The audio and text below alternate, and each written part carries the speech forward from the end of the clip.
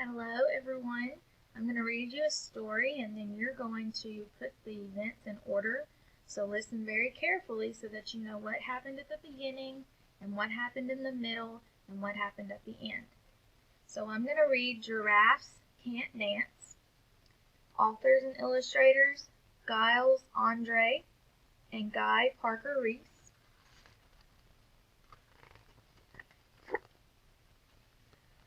Gerald was a tall giraffe whose neck was long and slim, but his knees were awfully crooked and his legs were rather thin. He was very good at standing still and munching shoots off trees, but when he tried to run around, he buckled at the knees. Now, every year in Africa, they hold the jungle dance, where every single animal turns up to skip and prance. And this year when the day arrived, poor Gerald felt so sad, because when it came to dancing, he was really very bad. The warthogs started waltzing, and the rhinos rock and rolled. The lions danced a tango that was elegant and bold. The chimps all did a cha-cha with a very Latin feel, and 8 baboons then teamed up for a splendid Scottish reel. Gerald swallowed bravely as he walked toward the floor, but the lions saw him coming and soon they began to roar. "Hey, look at clumsy Gerald!" the animals all sneered. "Giraffes can't dance, you silly fool! Oh, Gerald, you're so weird." It was not very nice.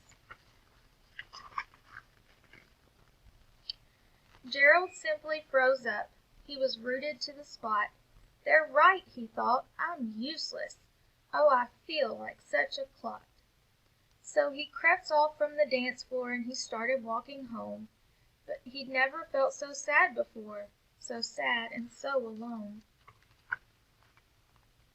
Then he found a little clearing, and he looked up at the sky.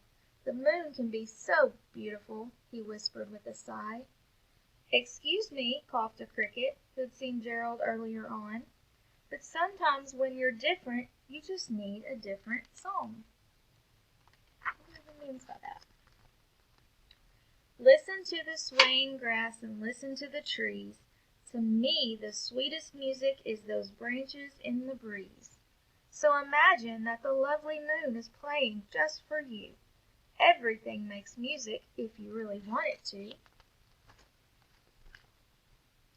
With that the cricket smiled and picked up his violin. Then Gerald felt his body do the most amazing thing. His hooves had started shuffling, making circles on the ground. His neck was gently swaying and his tail was swishing around. He threw his arms out sideways and he swung them everywhere. Then he did a backward somersault and leapt up in the air. Gerald felt so wonderful his mouth was open wide. "I am dancing! Yes, I'm dancing! I am dancing!" Gerald cried. Then one by one each animal who'd been there at the dance arrived while Gerald boogied on and watched him quite entranced. They shouted, "It's a miracle! We must be in a dream! Gerald's the best dancer that we've ever seen." "How did you learn to dance like that? Please, Gerald, tell us how." But Gerald simply twirled around and finished with a bow. Then he raised his head and looked up at the moon and stars above. "We all can dance," he said, "when we find music that we love." So I like that story because it shows that everybody can do something special. You just have to find what it is that you love. So you are going to put pictures in order as to what happened at the beginning.